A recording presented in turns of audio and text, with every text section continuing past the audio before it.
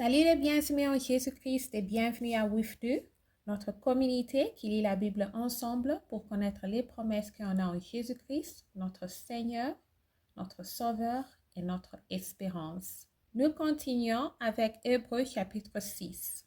C'est pourquoi lisons les élèvements de la parole de Christ, tendant à ce qui est parfait sans poser de nouveau le fondement du renoncement aux œuvres mortes, de la foi en Dieu, de la doctrine de baptême, de l'imposition de mains, de la résurrection de mort et du jugement éternel.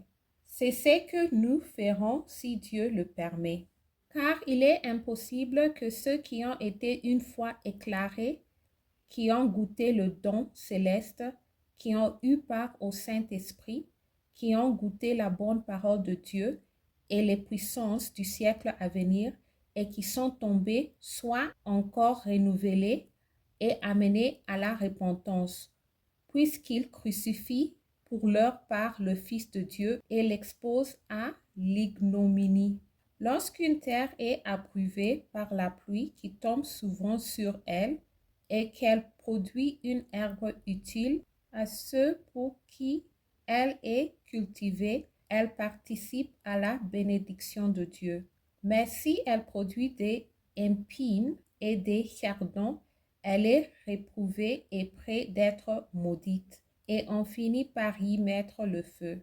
Quoique nous parlions ainsi, bien-aimés, nous attendons pour ce qui vous concerne de choses meilleures et favorables au salut. Car Dieu n'est pas injuste pour oublier votre travail et l'amour que vous avez montré pour son nom, ayant rendu et rendant encore des services aux saints. Nous désirons que chacun de vous montre le même zèle pour conserver jusqu'à la fin une pleine espérance, en sorte que vous ne vous relâchiez point et que vous imitiez ceux qui, par la foi et la persévérance, héritent des promesses. Lorsque Dieu fit la promesse à Abraham, n'éprouva jurer par un plus grand que lui. Il jura par lui-même et dit: certainement, je te bénirai et je multiplierai ta postérité. Et c'est ainsi qu'Abraham, ayant persévéré, obtient l'effet de la promesse. Oh, les hommes jurent par ce qui est plus grand qu'eux. Et le serment est une garantie qui met fin à tous leurs différends.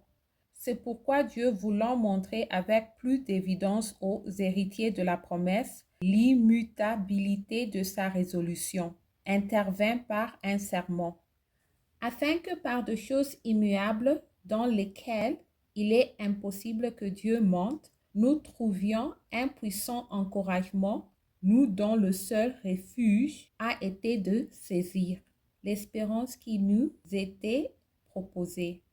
Cette expérience, nous la possédons comme une encre de l'âme, sûre et solide. Elle pénètre au-delà du voile, là où Jésus est entré pour nous comme précurseur, ayant été fait souverain sacrificateur pour toujours, selon l'ordre de Melchisédek. Merci d'avoir lu ensemble. J'améliore mon français en lisant la Bible. Restez en Jésus-Christ et shalom.